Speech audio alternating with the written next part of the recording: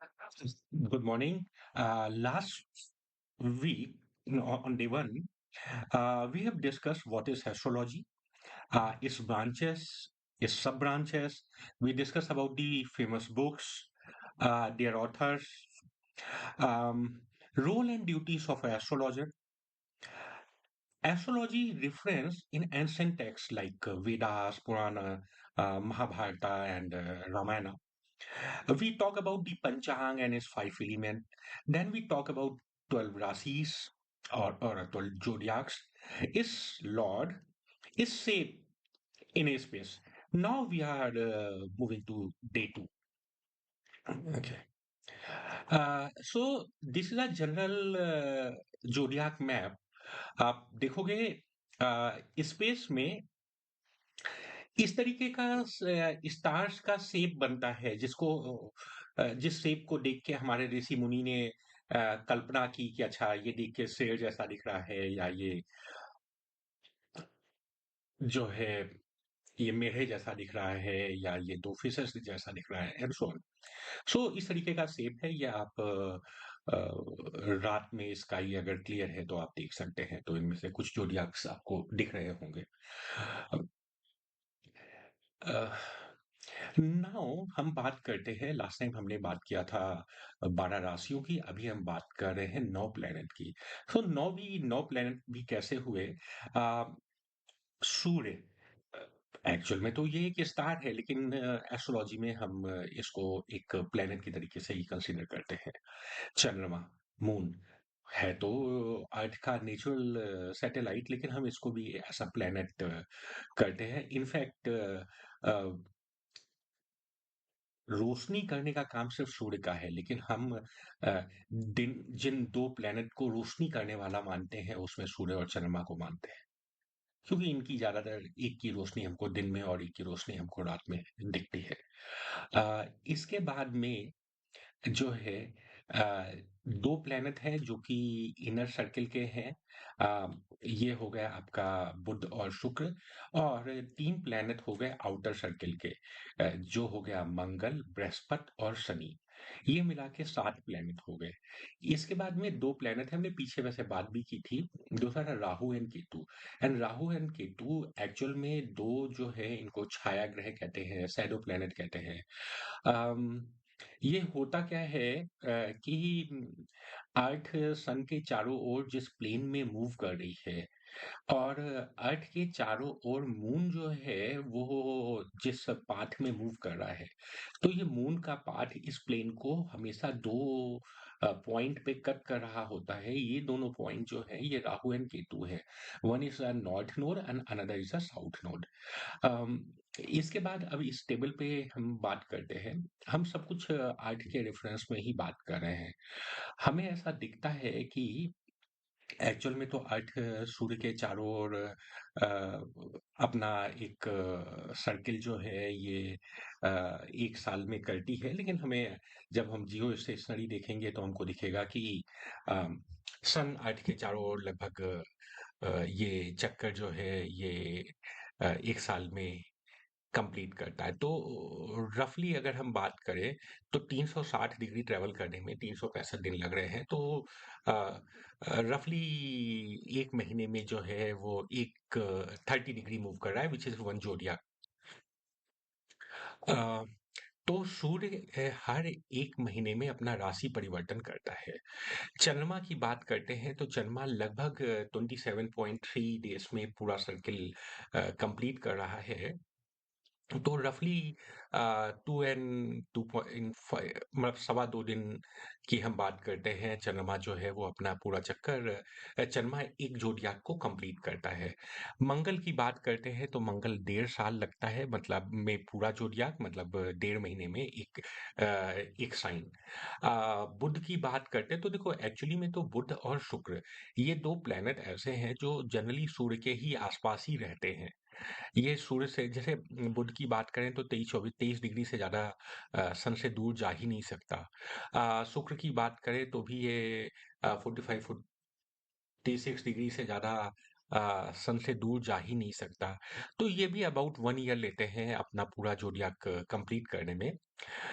कभी जब single sign की बात कर रहे हैं तो कभी काफी फास्ट मूव करते हुए दिख रहे हैं, कभी स्लो मूव करते हुए दिख रहे हैं because of moving in elliptical path.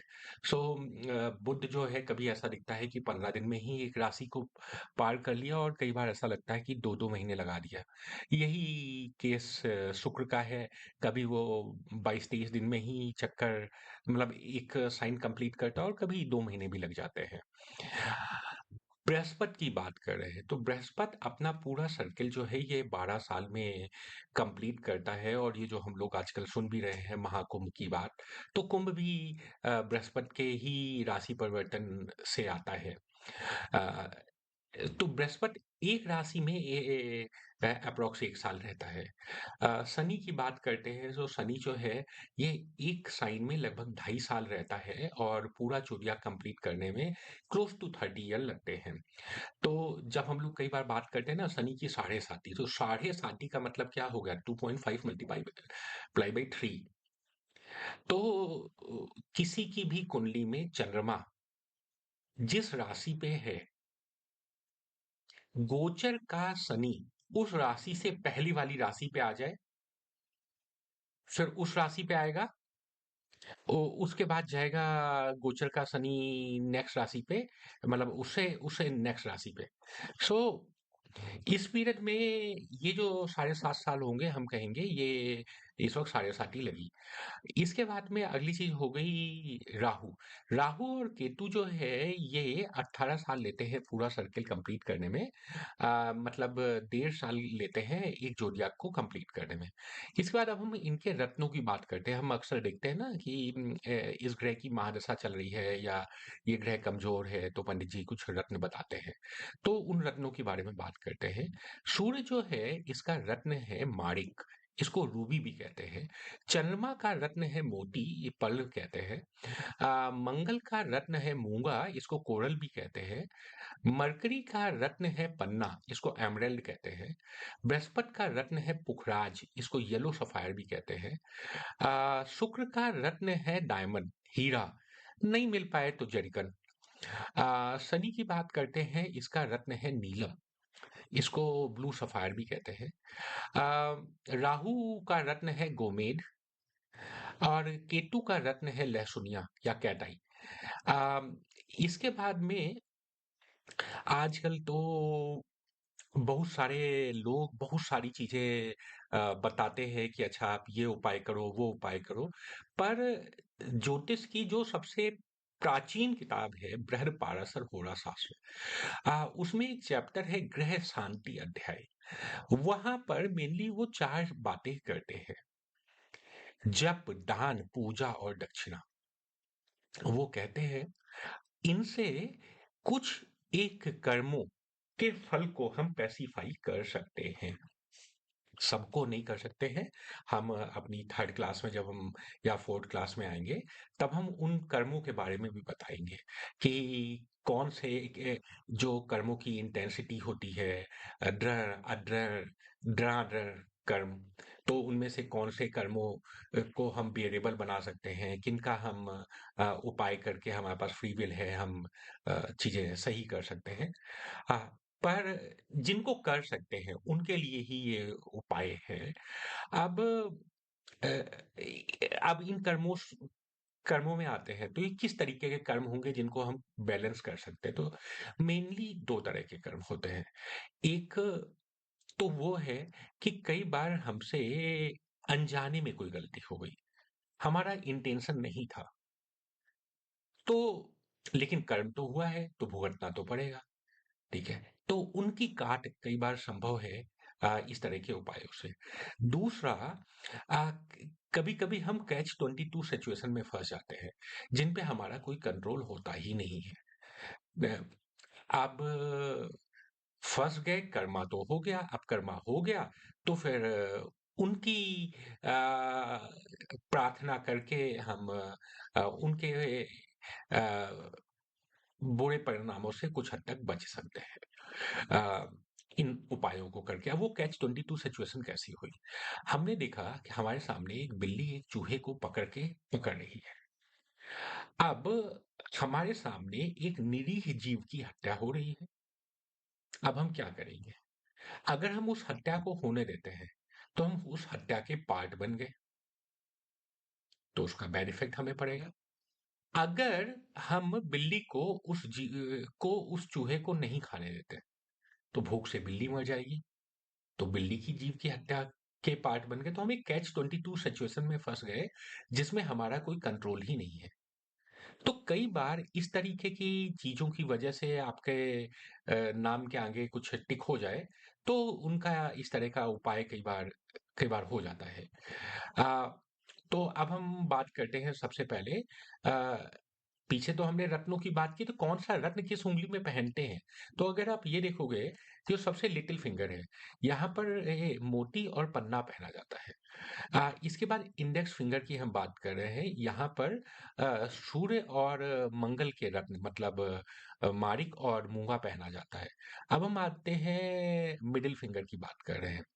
Middle finger में अगर आप देखोगे, यहाँ पर गोमेद पहन सकते हैं, नीलम पहन सकते हैं, लहसुनिया पहन सकते हैं और हीरा पहन सकते हैं।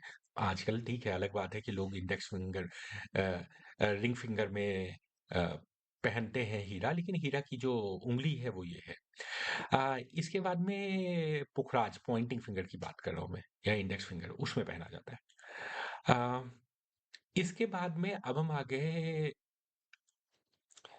एक पार्ट था हमने रत्न की बात की थी, दूसरा पार्ट था मंत्र जाप की बात करी थी, मंत्र जाप भी। सो ये इन ग्रहों के मन जैसे मंत्रास है और हर एक का मंत्र का एक काउंट भी है कि इतना काउंट हमको मंत्र का करना है। दूसरा हम जब भी ये मंत्र जाप स्टार्ट करते हैं तो हमें हमें ये 40 दिन के अंदर कंप्लीट करना होता है। पहला रूल। सेकंड रूल क्या है? हम पिछले दिन से आज ज़्यादा कर सकते हैं, लेकिन कभी भी पिछले दिन से कम नहीं कर सकते। सो अगर कल हमने 1000 मंत्र जाप किया है, तो आज हम 1200 तो कर सकते हैं, आज हम 900 नहीं कर सकते। अगर हमने आज 1200 कर लिया ना, तो अब कल के दिन हम 1200 से कम नहीं कर सकते। ठीक है? सो अभी इन मंत्रों की बात करते थे। सूर्य का मंत्र है ओम ह्राम ह्रीम ह्रोम सा सूर्याय नमः। काउंट इसका 7000 का है। मून का मंत्र है ओम श्राम श्रीम श्रोम सा चंद्राय नमः। काउंट 11000 का है। मंगल का मंत्र है ओम क्राम क्रीम क्रोम सा भौमाय नमः। 10,000। मरकरी का मंत्र है ओम ब्राम ब्रीम ब्रोम सा बुद्धाय नमः। 9,000। बृहस्पति का मंत्र है ओम ग्राम ग्रीम ग्रोम सह गुरवे नमः। 19,000। शुक्र का मंत्र है ओम राम ड्रीम रोम सह शुक्राय नमः। 16,000। शनि का मंत्र है ओम प्राम प्रीम प्रोम सह शनिचराय नमः। 23,000। राहु का मंत्र है ओम भ्राम भ्रीम भ्रौम सह राहवे नमः। 18,000। केतु का मंत्र है ओम श्राम श्रीम सोम सह केतवे नमः। 17,000 मंत्र का। इसके साथ ही अगर आप देख रहे होंगे तो सेकंड कॉलम पे मैंने एक चीज और बताई है। जब हम न्यूमरोलॉजी की बात करते हैं, तो न्यूमरोलॉजी में भी हर एक नंबर 1 से लेके 9 तक उसको भी एक प्लैनेट को उनकी ओनरशिप दी गई है। तो नंबर 1 जो है, ये लीडरशिप दिखाता है और हमारे सोलर सिस्टम का लीडर है कौन? चंद्रमा। सॉरी, सूर्य। नंबर 2 जो है, ये अ, चंद्रमा का नंबर है। नंबर 3 ये बृहस्पति का नंबर है। नंबर 4 राहु का नंबर है। नंबर 5 बुध का नंबर है। नंबर 6 शुक्र है। नंबर 7 केतु है। नंबर 8 शनि है। नंबर 9 मंगल है। तो अगर हम 2025 की बात करेंगे, ये मंगल का साल है। 2020 पूरी दुनिया को लॉकडाउन करा दिया था राहु का। राहु इन्फेक्शन का भी कारक जब आप ज्योतिष में देखोगे तो आपको दिखेगा, राहु होता है। इसके बाद में हमने वहां पर जब हवन की बात की थी, तो हर एक प्लेनेट के साथ एक एसोसिएटेड संविधा है। ये आपको जहाँ पर भी हवन सामग्री मिलती है, वहाँ पर मिल जाएगी। तो जनरली इन ग्रहों का जो हवन किया जाता है वो उनकी ही समिधा से किया जाता है। सूर्य की समिधा आँख है या आर्क है। चंद्रमा की पलाश है। मंगल की खैर है। बुध की जो है चिड़चिड़ी या अपमार्ग। बृहस्पति की पीपल है। शुक्र की गूलर है। शनि की समी है। राहु की दूर्वा है। और केतु की कुशा है। तो ये आप लास्ट में देख रहे होंगे, ये दूर्वा एंड कुशा ये घास जैसी दिखती है। आ, अब हम आगे दान की बात करते हैं, क्योंकि बृहद पाराशर होरा शास्त्र में दान के बारे में भी बातें की गई हैं। तो दान की बात की गई है, दक्षिणा की बात की गई है, सूर्य की बात करते हैं। तो सूर्य का दान, गेहूं का दान, गुड़ का दान, कॉपर का दान। चंद्रमा की बात करते हैं, तो चंद्रमा का दान सफेद चीजों का दान है। चांदी हो गई, कपूर हो गया, दूध हो गया, चावल हो गया, सफेद कपड़े हो गए। मंगल लाल कलर है, इसका दान लाल अनाज जैसे मसूर की दाल हो गई, आ, लाल चंदन हो गया। बुध की बात है, बुध हरा है, ठीक है। हरी फल हो गए, हरे कपड़े हो गए, मूंग की साबुत मूंग हो गई, लिखने वाला कलम हो गया। अभी जब हम ज्योतिष में आगे पढ़ेंगे तब देखेंगे कि पढ़ाई का, इंटेलिजेंस का, उनका कारक भी बुध है। अब बृहस्पति की बात करते हैं, पीला कलर, केसर, हल्दी, पीले कपड़े, चने की दाल। बृहस्पति धर्म है, रिलीजियस बुक्स। शुक्र की बात करते हैं, कॉस्मेटिक्स का, परफ्यूम्स का, ज्वार, दही, चीनी। शनि की बात करते हैं, उड़द की दाल, काले तिल, सरसों का तेल, लोहा, छाता, काला कंबल, चाय की पत्ती। राहु की बात करते हैं, जौ, काले कपड़े, कंबल, सप्तधान्य। केतु की बात करते हैं, अगेन काले कपड़े, काले तिल, चितकबरे, मल्टी कलर जो ब्लैंकेट होते हैं वो। सो ये वो आइटम है जिनका हम दान कर सकते हैं। दक्षिणा की बात करते हैं, तो सूर्य की जो दक्षिणा है, इसमें बृहद पाराशर होरा शास्त्र में लिखा है संवत्सरा गौ, मतलब दूध देने वाली काऊ अपने बछड़े के साथ। चंद्रमा का दान शंख का है। मंगल का दान जो है वो बैल का है। आ, बुध का दान स्वर्ण का है।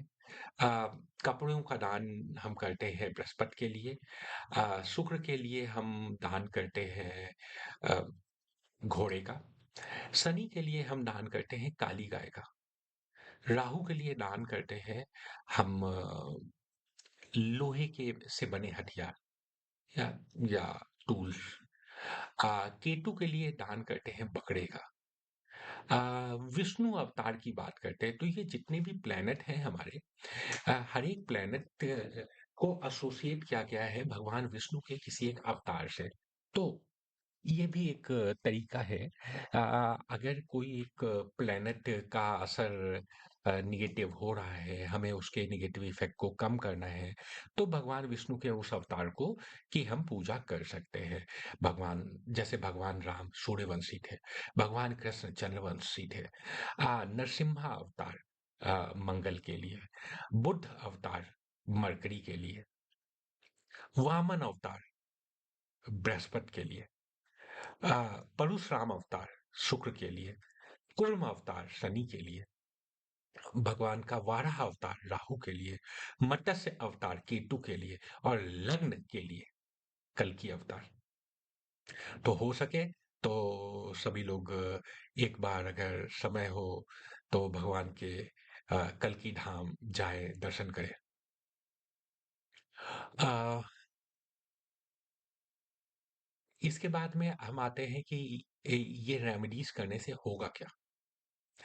एक चीज तो है कि जो निगेटिव इफेक्ट है ये कुछ हद तक कम होंगे। लाइफ में आने वाले जो चैलेंजेस हैं, ठीक है, जो हर जगह पे बाधाएं आ रही हैं वो कम होंगी। थोड़ा सा हमको मेंटल पीस मिलेगा। ठीक है? ओवरऑल वेल-बीइंग सही होगी, हमारे आस-पास का एनवायरनमेंट, एनर्जीज़ ये पॉज़िटिव होंगी। कई बार ये कुछ स्पेसिफिक दोष होते हैं, उनके लिए उनके किया जाता है उनके असर को कम करने के लिए कई बार हम देखते हैं ना कि लोग मंगल दोष या काल सर्प दोष के उपाय कराते हैं। मेंटल क्लैरिटी, ठीक है? हमारा इंटेंशन प्रेयर्स के साथ एक चीज़ और होती है हमारा इंटेंशन पॉज़िटिव होता है। हमें वो एक पॉज़िटिव होप जगती है, वही हमें आगे लेके जाती है। हमको स्ट्रेस से एनीवे रिलीफ़ मिलती है। कम्युनिटी बॉन्डिंग होती है। सही बात है ना, आजकल महाकुंभ में देख तो रहे हैं हम ना 50 करोड़ लोग जो है कम्युनिटी बॉन्डिंग ही तो हो रही है ना, कलेक्टिवली स्पिरिचुअल ग्रोथ तो हो ही रही है। अभी हमने थोड़ी देर पहले बात किया था inner planet and outer planet के बारे में। अम, इसके बाद में वीनस की बात करते हैं। हमने ये भी बोला था कि वीनस जो है वो सन से 48 डिग्री से ज़्यादा दूर जा ही नहीं सकता, तो सन के ही पास में होगा और जब तक सन सर के ऊपर है तो कोई प्लैनेट दिखना नहीं है, ठीक है?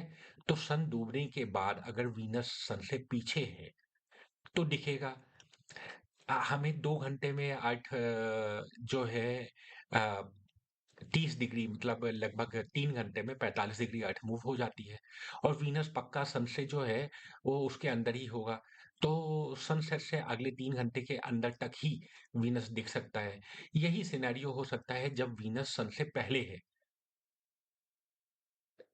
वीनस आगे है सन पीछे है। तो सनराइज़ से 3 घंटे पहले तक दिख सकता है। अ, इसलिए वीनस को हम लोग मॉर्निंग एंड इवनिंग स्टार भी कहते हैं। अम, इसके बाद में आ गया सूर्य का मूवमेंट की बात करते हैं। यहाँ पर थोड़ा-सा चेंज है वेस्टर्न वर्ल्ड और इंडियन वर्ल्ड में। हमारे सिस्टम में हम कहते हैं कि 14 दिसंबर को मकर संक्रांति होती है, खिचड़ी होती है, पोंगल होता है, लोहड़ी होती है। ये वो दिन है जिस दिन भगवान सूर्य जो है मकर राशि में प्रवेश करते हैं। अम, इसके बाद एक-एक महीने एक-एक राशि में रहते हैं, तो ये आप देख रहे होंगे। हम बता रहे हैं कि 14 जनवरी को मकर में, 12 फरवरी को कुंभ में, 14 मार्च को मीन में, 14 अप्रैल को मेष में, 15 मई को वृष में, 15 जून को मिथुन में एंड सो ऑन। अ, वहीं पर अगर हम वेस्टर्न वर्ल्ड की बात करें, तो वेस्टर्न वर्ल्ड क्या कहता है कि भैया सूर्य भगवान जो है ये 22 दिसंबर को ही मकर में आ गए। तो जब आप लोग वेस्टर्न वर्ल्ड के हिसाब से अपना प्रेडिक्शन देखते हो तो वहाँ लिखा होता है कि 22 दिसंबर से 20 जनवरी है तो वो मकर है। अ, अब ये डिफरेंस क्यों आया? ये चीज़ें जो हैं ये हम बाद में देखेंगे या आप लोग खुद भी इसको पढ़ सकते हो, कहीं कोई कन्फ्यूजन होगा तो फिर मैं उसको दूर करूँगा। अ इसके बाद में सूर्य एक भाव से दूसरे भाव में कैसे जाता है? जब आप कभी भी तो इसके लिए एक सिंपल सी एक्सरसाइज़ है। आप एक काम करो, आप 24 कुंडलियाँ बना लो किसी भी दिन की। सुबह 6 बजे की, 7 बजे की, 8 बजे की, 9 बजे की से लेके नेक्स्ट डे मॉर्निंग में 5 ओ क्लॉक तक की। आप देखोगे कि सूर्य सबसे पहले सनराइज़ से लगभग 2 घंटे तक एक हाउस में होगा।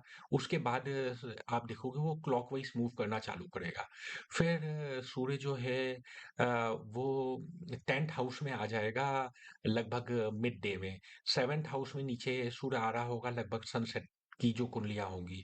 मिडनाइट की कुंडली में सूर्य जो है ये 4th हाउस में होगा, हम बाद में देखेंगे। एंड सो ये सिनेरियो कुछ-कुछ इस तरीके का होता है। ऐसे सूर्य का मूवमेंट सुबह की कोई भी कुंडली होगी, आप देखोगे सूर्य लगभग यहाँ पे बैठा होगा।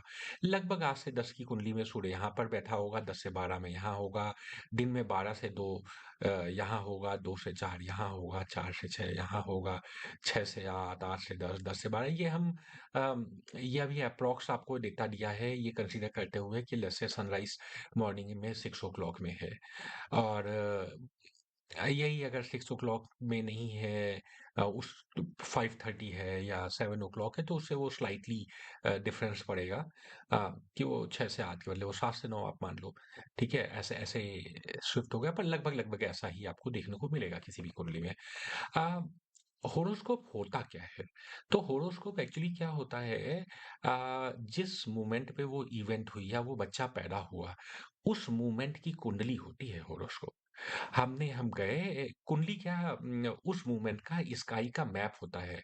हम जाते हैं आसमान की एक फोटो खींच लेते हैं और अ, जिस ज़ोडिएक साइन पे जो प्लैनेट जितने डिग्री का लिखा होता है वो हम लिख लेते हैं। एंड हम साथ में ये भी नोट कर लेते हैं कि इस वक़्त एग्ज़ैक्टली ईस्ट में जब हम देख रहे हैं, तो ईस्ट पे कौन-सा ज़ोडिएक साइन दिख रहा है, कितने डिग्री का दिख रहा है, उसको हम लगना कह देते हैं। That's it. जब हम अभी आगे आएँगे, डिटेल में देखेंगे तो हमें ये चीज़ें भी पता चलेंगी। इसके बाद में अ, हम बात करते हैं तिथि की। तिथि की देखो वेस्टर्न सिस्टम में तो ठीक है भाई आज 1 तारीख, 2 तारीख, 3 तारीख, 4 तारीख ऐसे-ऐसे हम चल रहे हैं। इंडियन सिस्टम में जो है हमारा पंचांग जो है ये सूर्य और चंद्रमा के हिसाब से बना हुआ है।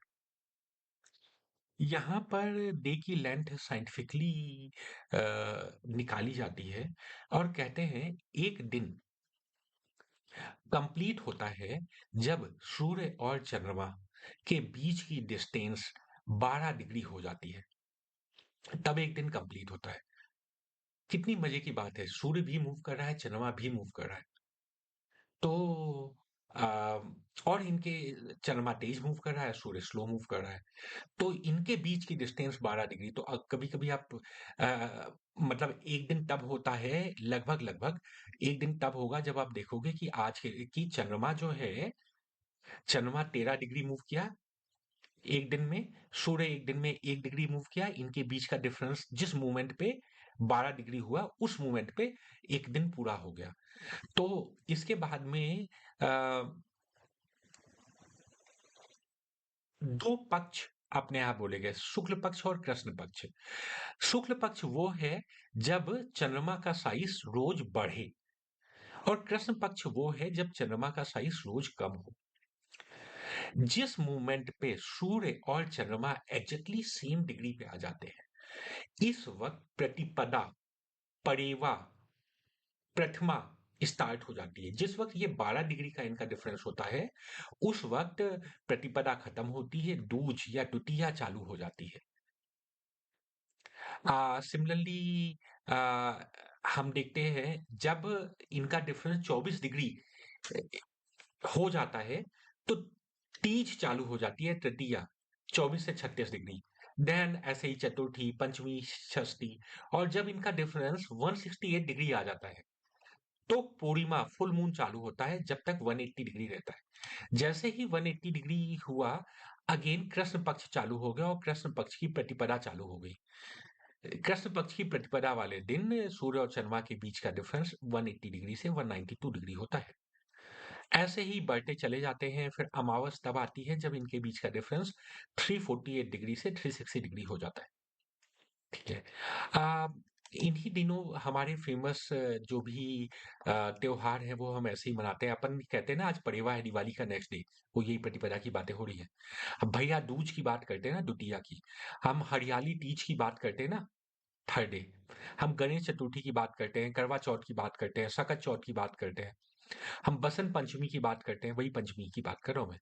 ठीक है। हम हर की बात करते हैं, छठ पूजा की बात करते हैं, छठी की बात कर रहे हैं हम राधा सप्तमी की बात करते हैं, जन्माष्टमी की बात करते हैं, अष्टमी, राइट, राम नवमी, नवमी की बात करते हैं, विजय दशमी, दशमी की बात कर रहे हैं हम, एकादशी व्रत कहते हैं ना, वो यही एकादशी की बात हो रही है।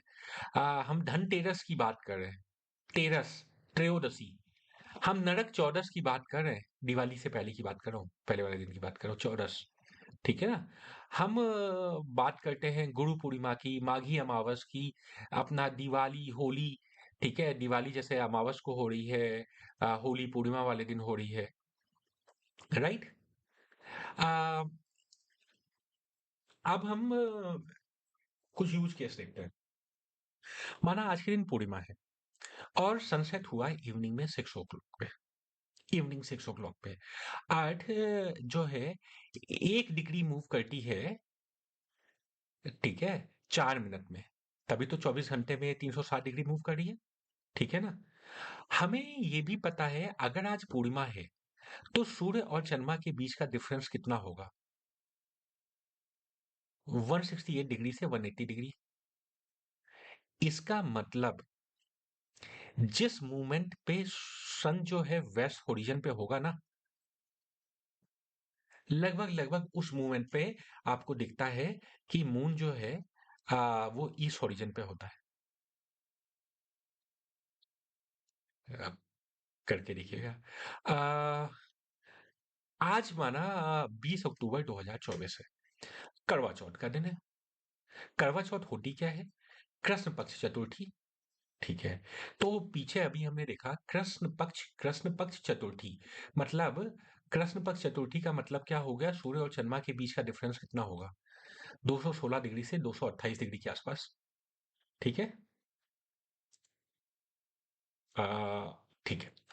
हम जैसे नोएडा की बात कर रहे हैं, और नोएडा में जैसे आज के दिन सनसेट हुआ है इवनिंग में 5:46 में। तो जो फीमेल्स हैं जो कि दिन से ही शोर मचाने लगती हैं कि चांद कब निकलेगा, कब निकलेगा, तो एक्चुअली कब निकलेगा, क्या हम कैलकुलेट कर सकते हैं कि लगभग अंदाजा हो जाए कि हमें चांद कब निकलेगा? तो हमें ये दिखा कि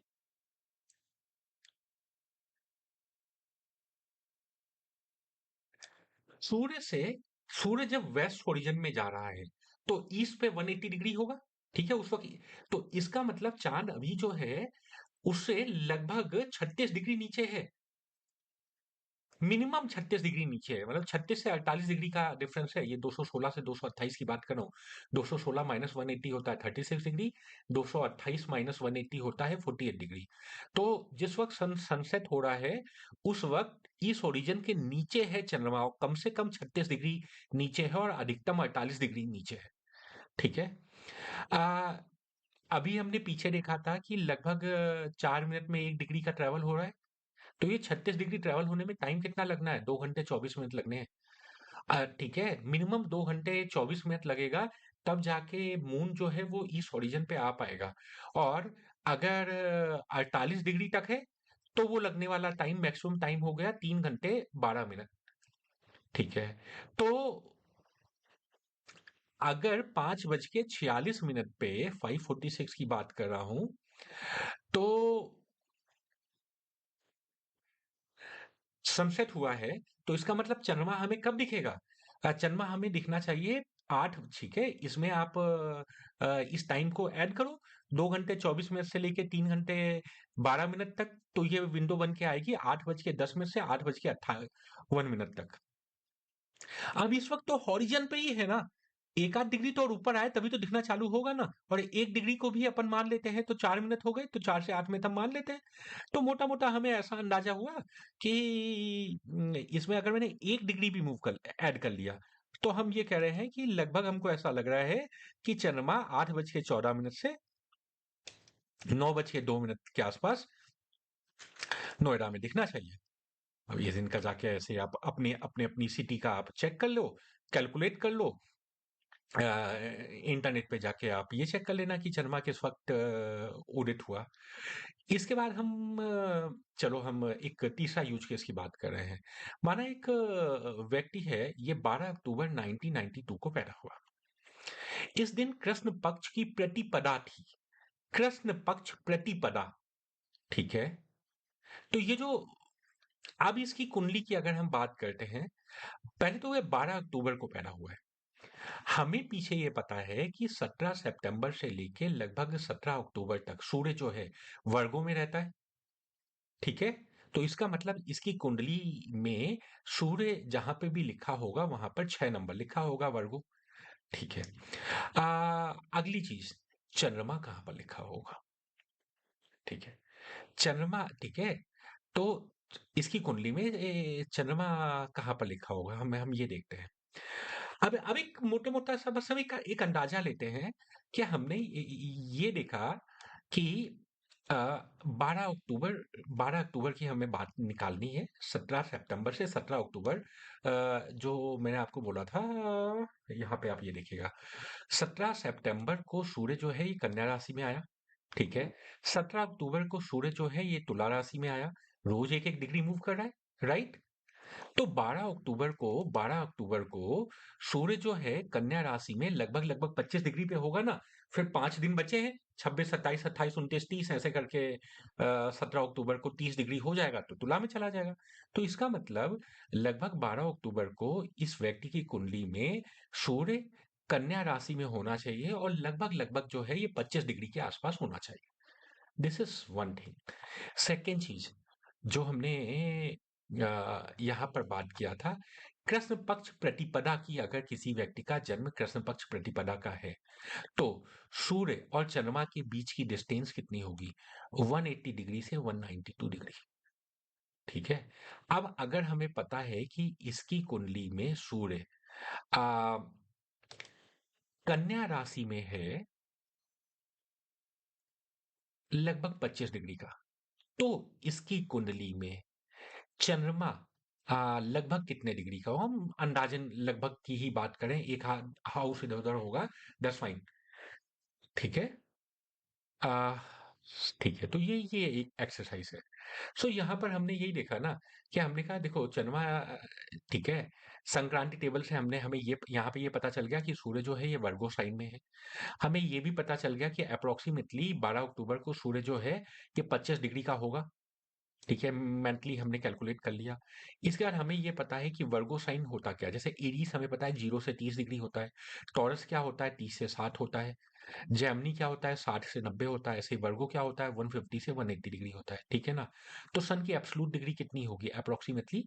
ठीक है, सन 175 डिग्री का होगा। अगर सूर्य 175 डिग्री का होगा और चंद्रमा और सूर्य ठीक है, चंद्रमा इससे 180 से 192 डिग्री की डिस्टेंस पे है, तो चंद्रमा कितने डिग्री का होगा?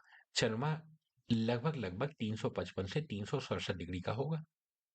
ऐड कर लो इसमें, 175 पे ये नंबर ऐड करो, ये आ जाएगा। ठीक है ना। तो आ 355 का मतलब क्या हो गया? हमें पता है 330 से 360 क्या होता है? मीन राशि होती है। ठीक है, 360 और जीरो तो एक ही बात है। ठीक है, तो अगर 367 डिग्री का मतलब हो गया एरीज हो गया, तो दैट मीन्स इसकी कुंडली में चंद्रमा ऐसा दिख रहा है, या तो पाइसेस के एंड में है या एरीज के स्टार्टिंग में है। ठीक है ना। सो ये चीज मैंने बिना अभी हमने उसका ईयर भी नहीं देखा, हमने पंचांग भी नहीं देखा, हमने सिर्फ इतनी चीजों से आप मेंटली कैलकुलेट कर लेते हो। So that's it. आज के दिन हम यहीं पे एंड करते हैं। आई नो स्लाइटली यहाँ पे थोड़ा सा टफ लगा होगा, इन चीजों को आप वापस रिवाइज करना। एंड नेक्स्ट टाइम हम लोग फर्दर और डिटेल में बात करेंगे, होरोस्कोप के बारे में बात करेंगे।